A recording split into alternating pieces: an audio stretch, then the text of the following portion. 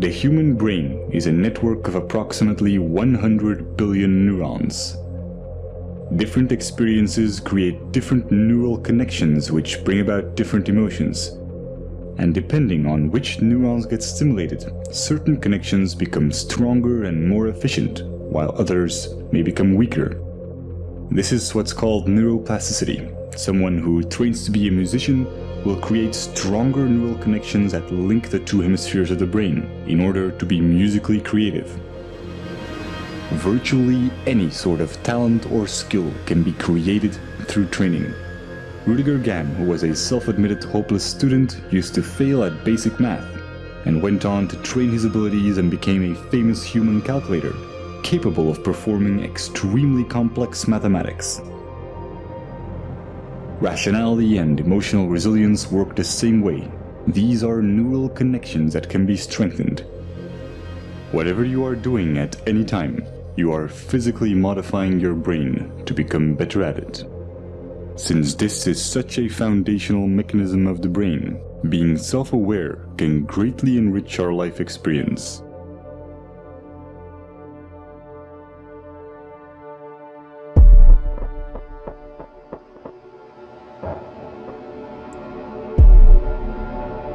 Specific neurons and neurotransmitters, such as norepinephrine, trigger a defensive state when we feel that our thoughts have to be protected from the influence of others.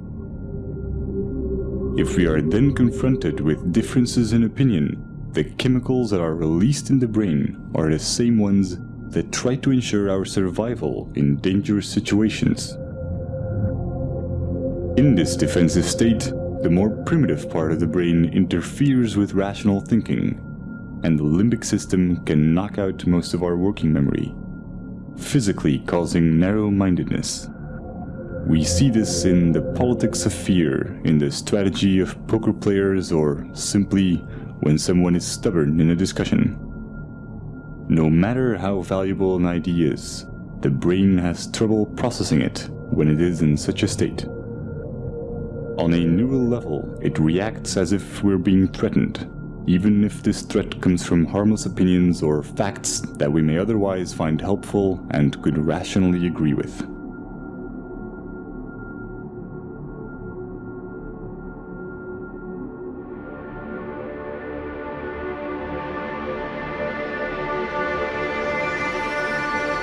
But when we express ourselves and our views are appreciated, these defense chemicals decrease in the brain, and dopamine neurotransmission activates the reward neurons, making us feel empowered and increasing our self-esteem. Our beliefs have a profound impact on our body chemistry. This is why placebos can be so effective. Self-esteem or self-belief is closely linked to the neurotransmitter serotonin. When the lack of it takes on severe proportions, it often leads to depression, self-destructive behavior, or even suicide. Social validation increases the levels of dopamine and serotonin in the brain, and allows us to let go of emotional fixations and become self-aware more easily.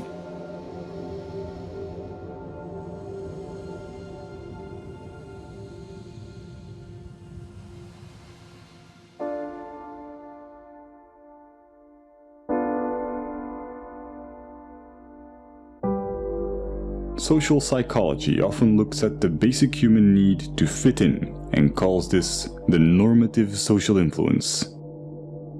When we grow up, our moral and ethical compass is almost entirely forged by our environment, so our actions are often a result of the validation we get from society. But new developments in neuroscience are giving us a better understanding of culture and identity. Recent neurological research has confirmed the existence of empathetic mirror neurons. When we experience an emotion or perform an action, specific neurons fire, but when we observe someone else performing this action, or when we imagine it, many of the same neurons will fire again, as if we were performing the action ourselves. These empathy neurons connect us to other people, allowing us to feel what others feel. And since these neurons respond to our imagination, we can experience emotional feedback from them as if it came from someone else. This system is what allows us to self-reflect. The mirror neuron does not know the difference between it and others, and is the reason why we are so dependent of social validation and why we want to fit in. We are in a constant duality between how we see ourselves and how others see us. This can result in confusion in terms of identity and self-esteem, and brain scans show that we experience these negative emotions even before we are aware of them. But when we are self-aware, we can alter misplaced emotions because we control the thoughts that cause them. This is a neurochemical consequence of how memories become labeled when retrieved, and how they are restored through protein synthesis. Self-observing profoundly changes the way our brain works. It activates the self-regulating neocortical regions, which give us an incredible amount of control over our feelings. Every time we do this, our rationality and emotional resilience are strengthened. When we are not being self-aware, most of our thoughts and actions are impulsive. And the idea that we are randomly reacting and not making conscious choices is instinctively frustrating. The brain resolves this by creating explanations for our behavior and physically rewriting it into our memories through memory reconsolidation, making us believe that we were in control of our actions. This is also called backward rationalization, and it can leave most of our negative emotions unresolved and ready to be triggered at any time. They become a constant fuel to our confusion, as our brain will keep trying to justify why we behaved irrationally.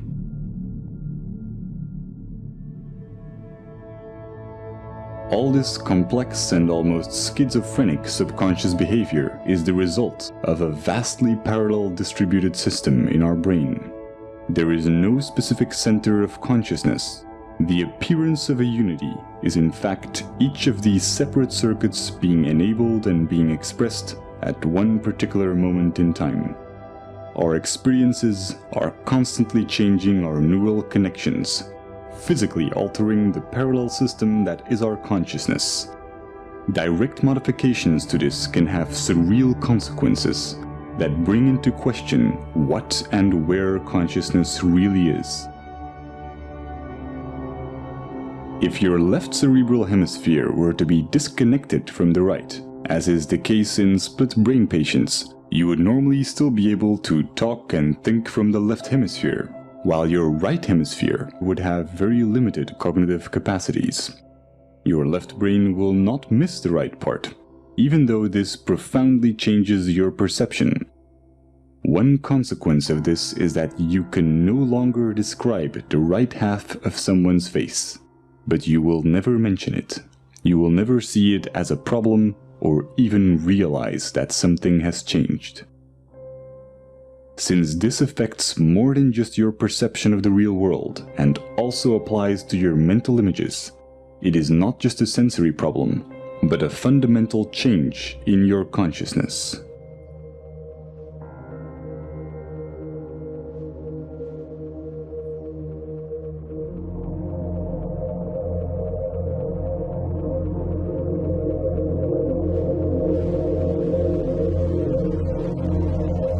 Each neuron has a voltage, which can change when ions flow in or out of the cell. Once a neuron's voltage has reached a certain level, it will fire an electrical signal to other cells, which will repeat the process. When many neurons fire at the same time, we can measure these changes in the form of a wave. Brainwaves underpin almost everything going on in our minds, including memory, attention, and even intelligence. As they oscillate at different frequencies, they get classified in bands such as alpha, theta, and gamma. Each are associated with different tasks.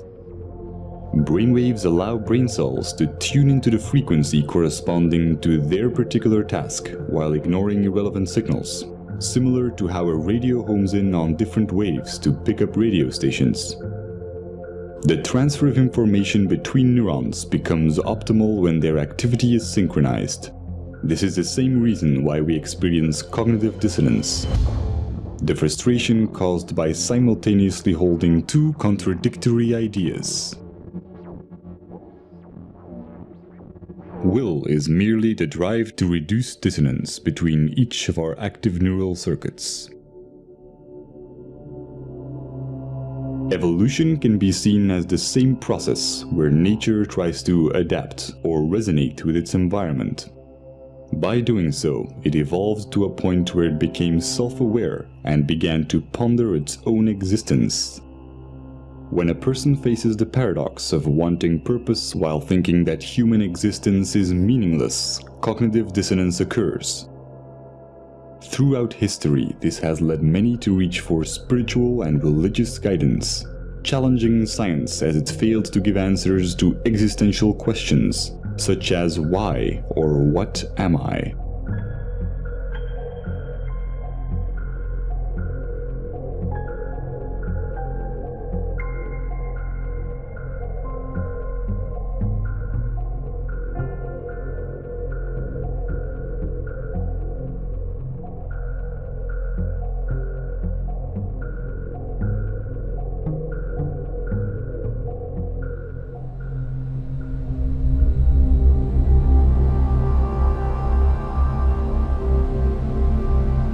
The left cerebral hemisphere is largely responsible for creating a coherent belief system in order to maintain a sense of continuity towards our lives.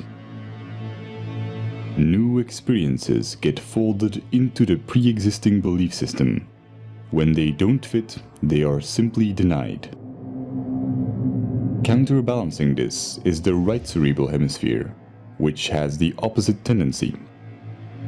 Whereas the left hemisphere tries to preserve the model, the right hemisphere is constantly challenging the status quo.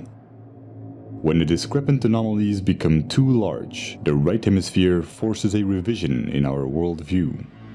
However, when our beliefs are too strong, the right hemisphere may not succeed in overriding our denial.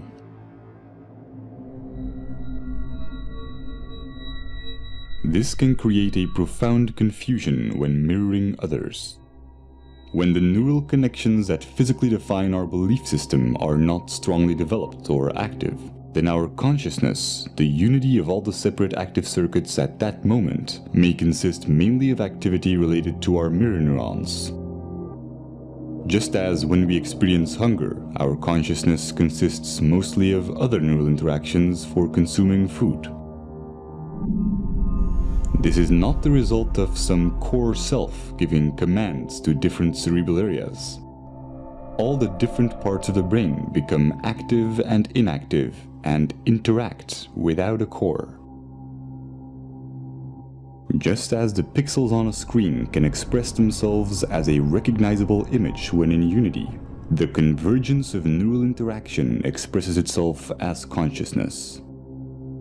At every moment, we are in fact a different image, a different entity when mirroring, when hungry, when watching this video.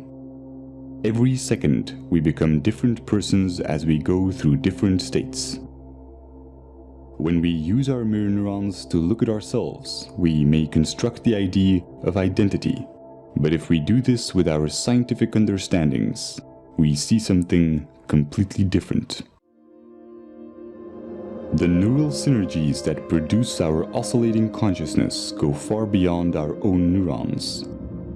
We are equally the result of cerebral hemispheres interacting electrochemically, as we are of the senses connecting our neurons to other neurons in our environment. Nothing is external. This is not a hypothetical philosophy. It is the basic property of mirror neurons, which allow us to understand ourselves through others. Seeing this neural activity as your own while excluding the environment would be a misconception. Our superorganismal features are also reflected in evolution, where our survival as primates relied on our collective abilities. Over time, the neocortical regions evolved to permit the modulation of primitive instincts and the overriding of hedonistic impulses for the benefit of the group. Our selfish genes have come to promote reciprocal social behaviors in superorganismal structures, effectively discarding the notion of survival of the fittest. The brain's neural activity resonates most coherently when there is no dissonance between these advanced new cerebral regions and the older, more primitive ones. What we traditionally call selfish tendencies is only a narrow interpretation of what self-serving behavior entails, wherein human characteristics are perceived through the flawed paradigm of identity, instead of through a scientific view on what we are. A momentary expression of an ever-changing unity with no center. The psychological consequences of this as an objective belief system allow self-awareness without attachment to the imagined self, causing dramatic increases in mental clarity, social conscience, self-regulation, and what's often described as being in the moment.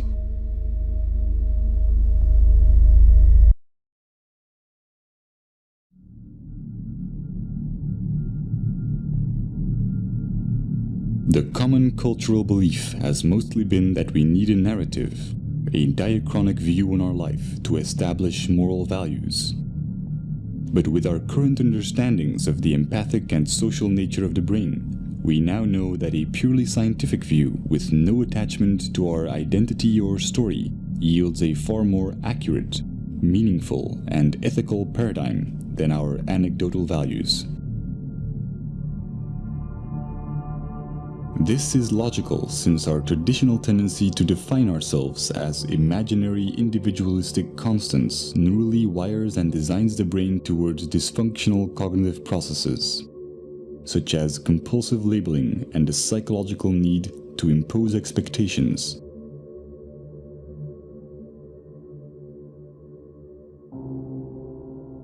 Practical labeling underpins all forms of interactions in our daily lives. But by psychologically labeling the self as internal and the environment as external, we constrain our own neurochemical processes and experience a diluted disconnection.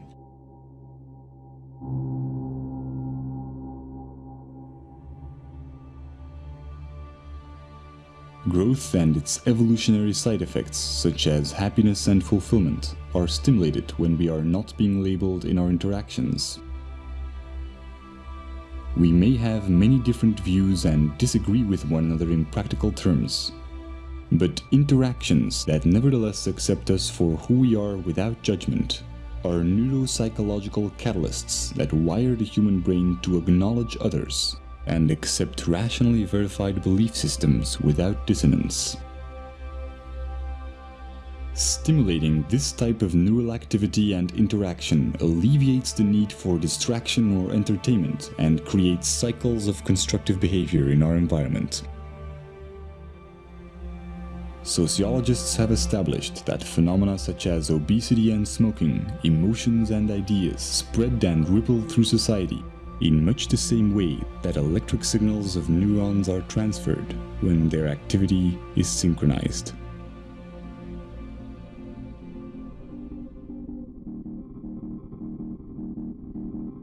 We are a global network of neurochemical reactions, and the self-amplifying cycle of acceptance and acknowledgement, sustained by the daily choices in our interactions, is the chain reaction that will ultimately define our collective ability to overcome imagined differences and look at life in the grand scheme of things.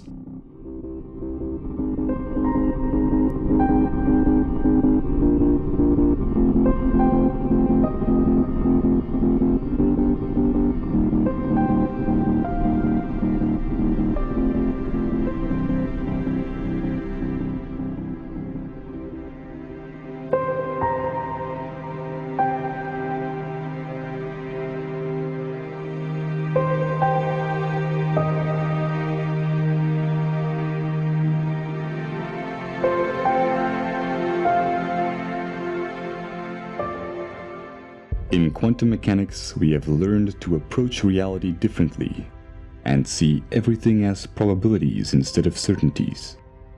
In a mathematical sense, anything is possible. As well as in science as in our daily lives, the extent to which we can calculate or figure out probabilities is determined by our intellectual capability to recognize patterns. The less biased we are, the clearer we can identify these patterns and base our actions on reasonable probabilities. Since it's in the very nature of our brain's left hemisphere to deny ideas that do not fit into our current paradigm, the more attached we are to a belief system, the less able we are to make conscious choices for ourselves. But by observing this process, we expand our awareness and enhance our free will. It is said that wisdom comes with age, but with openness and skepticism, the key principles of the scientific method. We don't need decades of trial and error to sort out which of our convictions may be improbable. The question is not whether our beliefs are right or wrong, but whether or not being emotionally attached to them is more or less likely going to benefit us. There is no such thing as a free choice while being emotionally attached to a belief system. The moment we are self-aware enough to realize this, we can truly work together to figure out the real odds of what will benefit us the most.